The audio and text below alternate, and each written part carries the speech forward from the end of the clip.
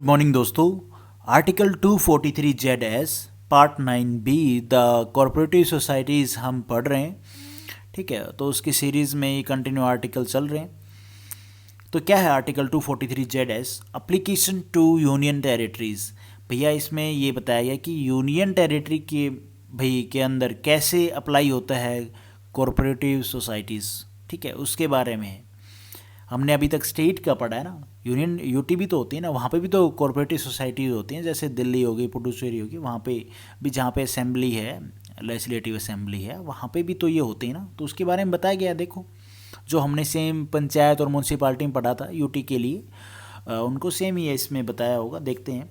The provisions of this part shall apply to the union territories and shall in their application to a union territory having no legislative assembly as if the references to the legislature of a state were a reference to the administrator thereof appointed under article 239 and in relation to a union territory having a legislative assembly to that legislative assembly। इसमें इस theory point का क्या result है तो हम बात करें तो यूनियन टेरिटरी में भी कॉरपोरेटिव सोसाइटी होते हैं। पहला पॉइंट तो ये है। दूसरा क्या है कि यूटी दो तरह के होते हैं, एक जहाँ पे लेजिस्लेटिव असेंबली है, जो मैंने आपको पहले बताया, दिल्ली और पुडुचेरी। ठीक है जी, बाकी यूटी में नहीं है। और जहाँ पे नहीं है वहाँ पे क्या एक्ट्स, क्या रूल्स फॉलो करते हैं ये कॉरपोरेटिव सोसाइटीज़, और जहाँ पे है वहाँ पे क्या क्या रूल्स फॉलो करते हैं, ये बात बता रहा है यहाँ पे इसमें। ठीक है, जहाँ असेंबली नहीं है वहाँ पे एडमिनिस्ट्रेटर रूल्स फॉलो करते हैं। भाई जो एडमिनिस्ट्रेटर होता है वो अपॉइंट किया होता है सेंटर के द्वारा, और उसके वो जो रूल बताता है वो फॉलो करने होते हैं इनको। ठीक है, किनको? कॉरपोरेटिव सोसाइटीज़ को। और एडमिनिस्ट्रेटर जो अपॉइंट होते हैं वो कौन से आर्टिकल के अंडर में होते हैं? तो आर्टिकल 239 के अंडर में। ठीक है, और जिस यूटी में भाई लेजिस्लेटिव असेंबली है वहाँ स्टेट लेजिस्लेचर ने जो एक्ट बनाया होता है वो सेम अप्लाई होता है, कोई दिक्कत नहीं है, क्योंकि वहाँ भी असेंबली है, असेंबली तो बनाएगी ना, स्टेट में भी होगी तो वही तो लॉ बनाएगी। तो भाई किसी यूटी में, जैसे दिल्ली है, दिल्ली में लेजिस्लेटिव असेंबली है, तो वहाँ पे जो रूल बनेंगे उसके हिसाब से वो अप्लाई होते हैं।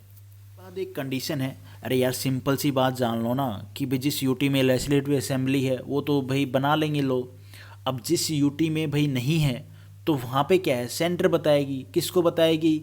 वहाँ पे जो गवर्नर साहब हैं यूटी में, भाई होते तो सब में ही हैं, जिसमें लेजिस्लेटिव असेंबली है उसमें भी, और स्टेट में भी गवर्नर साहब होते हैं, लेकिन जो एडमिनिस्ट्रेटर होता है जो वहाँ पे कंट्रोल कर रहा है तो उसको बताएगी, वो अप्लाई करेगा कॉरपोरेटिव सोसाइटीज़ के ऊपर, उनको बताएगा ये आपके एक्ट हैं, ये लॉज हैं, ये रूल्स हैं।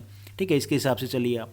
वहाँ के अलग होते हैं, वहाँ के अलग होते हैं, सिंपल सी बात है। उसके बाद एक कंडीशन है, provided that the president may by notification in the official gazette direct that the provisions of this part shall not apply to any union territory and part thereof as he may specify in the notification।